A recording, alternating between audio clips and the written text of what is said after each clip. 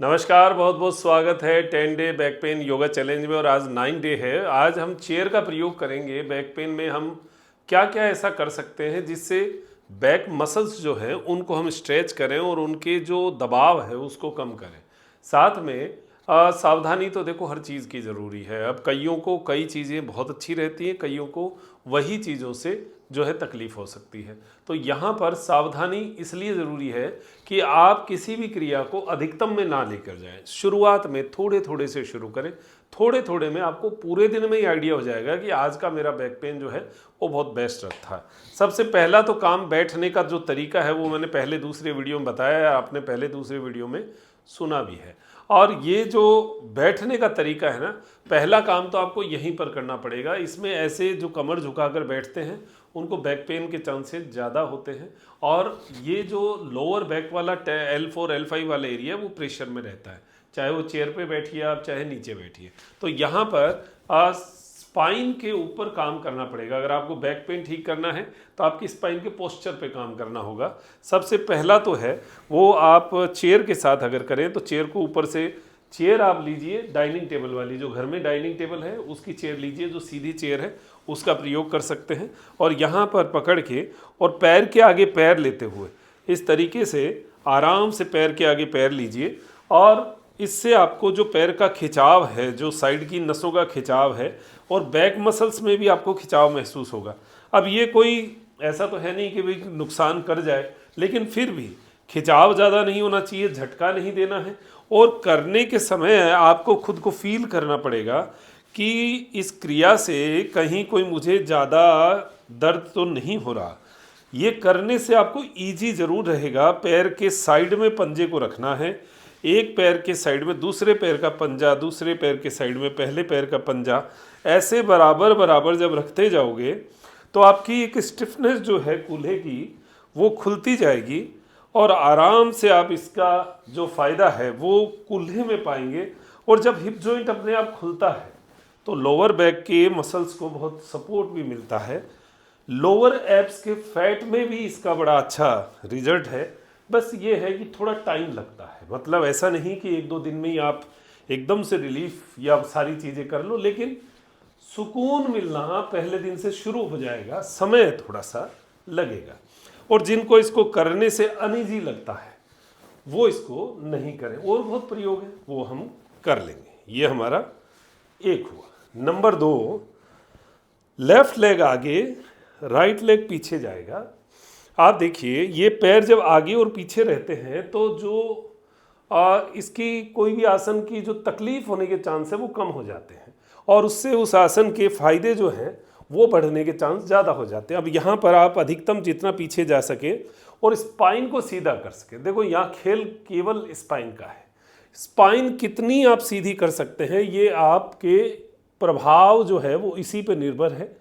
आगे वाला पैर लेफ्ट लेग आगे रहेगा, आप सामने देखेंगे, हाथों को चेयर के ऊपर, स्पाइन एकदम सीधी।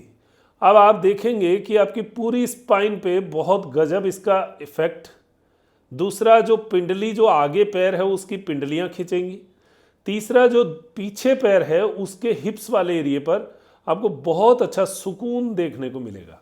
ये सुकून वाली क्रिया है, स्टे करना चाहिए। 5 से गिनती करके 1 गिनती तक रुक जाएं और यहाँ पर श्वास भरते हुए अप। अब लेफ्ट लेग जहाँ था ये एक नाप हो गया, मेजरमेंट हो गया आपका। और लेफ्ट लेग पीछे जाएगा, राइट लेग आगे रहेगा। और फिर वैसे ही, बस स्पाइन ऐसे नहीं होनी चाहिए, स्पाइन एकदम सीधी, सामने की ओर देखते रहो, श्वास सामान्य लेते रहो, छोड़ते रहो, लेते रहो, छोड़ते रहो। बहुत ही इजी क्रिया है। लेकिन आपको मैं बताऊं, अगर आप इसमें थोड़ा थोड़ा स्टे करना शुरू करें आपको बहुत सुकून मिलेगा। साइटिका वाली नस में भी, लोअर बैक पेन में भी मसल्स जो है वो तो एकदम से टोन होता है। हाँ, बहुत बड़ी डैमेज हो, स्लिप डिस्क की या कोई बहुत बड़ी डैमेज हो तो देखो कोई योगाचार्य की देखरेख में आपको करना चाहिए। अगर आप खुद भी करना चाहते हैं तो एक बार हल्का सा टेस्ट करके देख सकते हैं। अगर आपको लगे कि फर्स्ट टाइम में ही दर्द बढ़ गया या बढ़ने लगा तो हाथों हाथ बंद कर दीजिए। अगर आपको लगता है कि सुकून मिला है तो फिर आगे बढ़ते जाओ, जहाँ जहाँ तक आपको सुकून लगता जाए आगे चलते जाओ। जब आपको सुकून लगना बंद हो जाए और ऐसा लगे कि बस अब जो है दर्द मेरा बढ़ने की चांसेस है, तो फिर हाथों हाथ उसको बंद कर दो। ये थोड़ा सा सावधानी है, बाकी आप इस क्रिया को करोगे उसी समय एकदम से उस नस में, अगर साइड वाली नस में आपको दर्द है, कमर दर्द भी कई तरीके से कई जगह होता है, एक सेंटर में, साइड में, कभी इसको, कभी इधर, कभी इधर, कभी इधर, कभी इधर, कभी इधर, अलग अलग जगह है। तो ये अलग अलग तरीका इसलिए आपको बताते रहते हैं जिससे आपको इसके फायदे जो है देखने को मिले। नंबर तीन में आप देखिए, ये जो चेयर है, चेयर के ऊपर ऐसा आप खड़े होइए और कोई गद्दी जो है वो आप ले लीजिए, चाहे कोई गद्दी, कोई चद्दर, कोई कंबल फोल्ड करके आप इसके ऊपर यहाँ पर थोड़ा सा चेयर के किनारे पर ऐसा लगा लीजिए। जैसे ये मानिए ये मोटी गद्दी है, ऐसा समझिए आप यहाँ पर लगाइए और आपकी जो थाइज का जो जोड़ है इसके लगभग बराबर ये चेयर होनी चाहिए।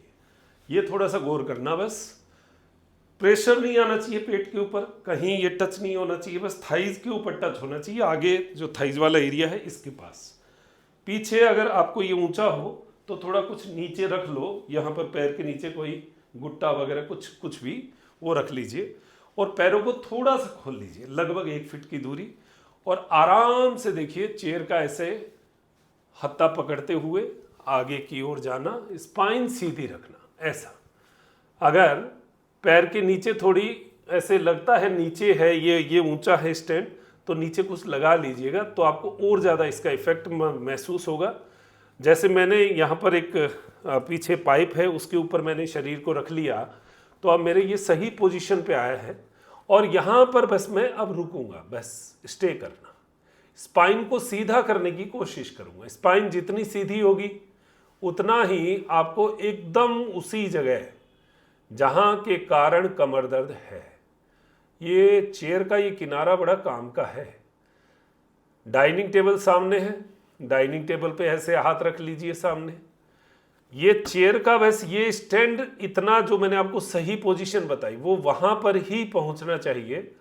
अगर वहाँ नहीं पहुँच रहा है, इसमें देखो एक तो जोर ज़बरदस्ती नहीं करना, बस 90 डिग्री तक ही लेकर जाओ और आगे हाथ रख के इस तरीके से आगे टेबल पे हाथ रख लो और रुको, बस आराम दो, पीठ को आराम दो। अब ये क्या होगा इससे, ये जो है हत्थे ने आपके पैर को आगे आने से रोक रखा है, ये रोक रखा है तो पैर पीछे क्यों खींचेगा, स्पाइन जब आप आगे हाथ खींचते हो तो स्पाइन आगे खींचेगी, तो ये जो जोड़ है ना, इस जोड़ में गैप बनना शुरू होगा और ये गैप ही है जो आपके कमर दर्द को कम करता है।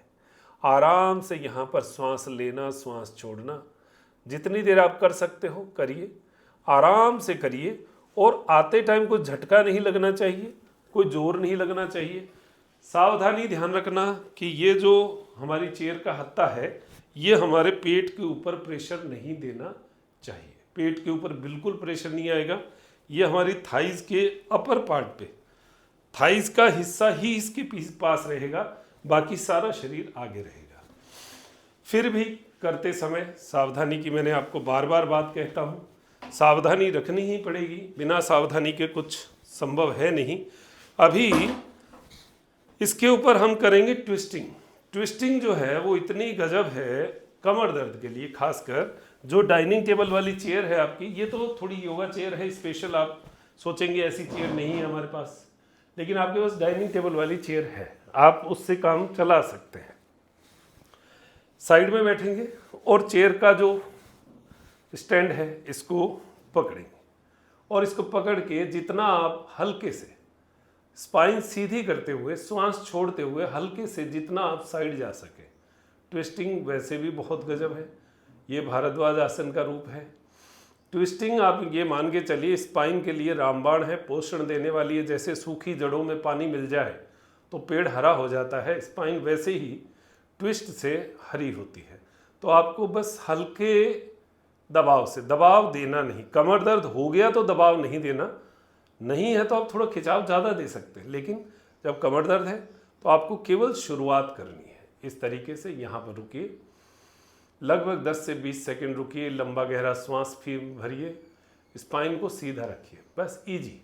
पैर दोनों खुले रहेंगे, एकदम इजी रहना है। इसी तरीके से फिर आप डायरेक्शन चेंज कीजिए और लेफ़्ट साइड में चेयर को पकड़िए और लेफ़्ट साइड में घूमिए। दोनों पैर सामने की ओर खुले हुए रहेंगे। बहुत आराम से जितना ट्विस्ट कर सकते हैं करिए। पीछे देख सकते हैं, देखिए। साइड में सामने देखना चाहते हैं, सामने देखिए। जोर ज़्यादा मत लगाइए। कमर दर्द में है तो सावधानी तो ज़रूरी है। ऐसा अभ्यास आप 2 से 5 बार, अभ्यास बढ़ने के बाद शुरू में 1 से 2 बार करिए। 20-20 गिनती तक रुकिए। इससे आपको स्पाइन में एक मोबिलिटी जो है वो देखने को मिलेगी।